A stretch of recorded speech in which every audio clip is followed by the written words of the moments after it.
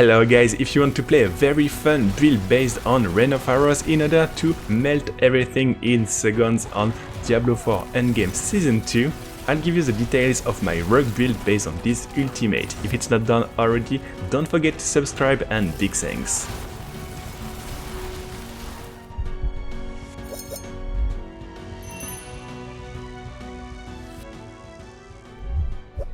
For the skill you want to play Rain of Arrows as our ultimate and of course main damage, dash for the mobility, poison trap in order to debuff your enemies, poison imbuement to get some damage outside the ultimate, Heartseeker for the buffies, and barrage for the specialization. Either you go for preparation to have some cooldown on your ultimate or combo points if you want to have some damage on your core skill.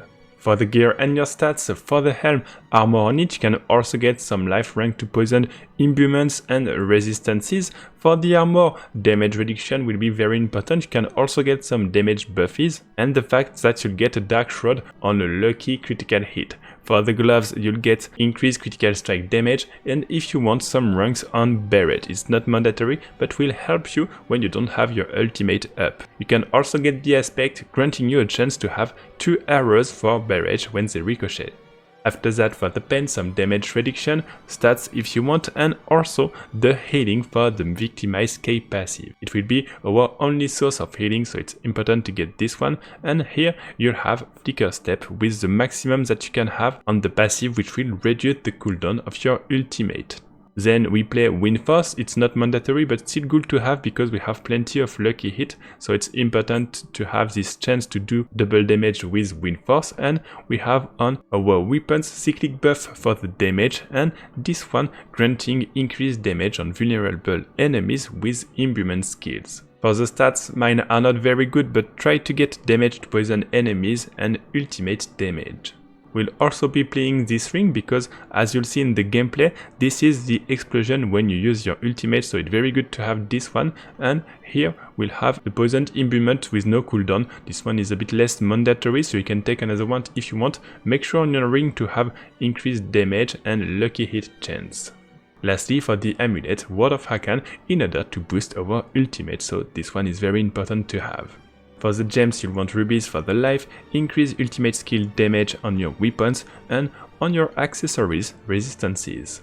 For the Vampiric Power, you get increased damage to vulnerable enemies, damage reduction in function of the lives that you are missing, this one to apply the Vampiric Curse on your enemies, and cooldown reduction for your ultimate. It will also boost your ultimate damage. Lastly, damage over time. You can also take something else if you prefer, it's not mandatory, but there is nothing much better than Flowing Vein, so you can get this one or another one if you wish.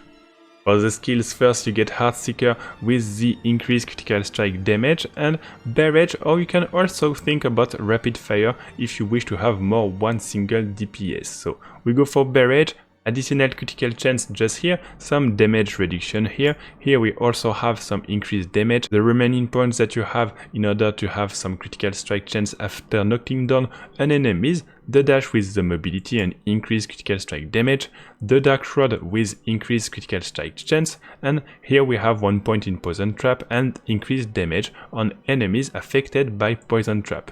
Then increase some damage here. Here too, increase critical strike chance for imbued skill, and for the imbuement, the fact that it will deal more damage if it's a critical strike. You can also put 1 point in this one, it's interesting for your ultimate and will increase the damage that enemies take from your shadow imbuement and other skills. It's not mandatory to put point in cold imbuement, we don't need it, and then we have some lucky hit chance just here. Of course we get the ultimate, and lastly victimize, which is important in order to get some healing.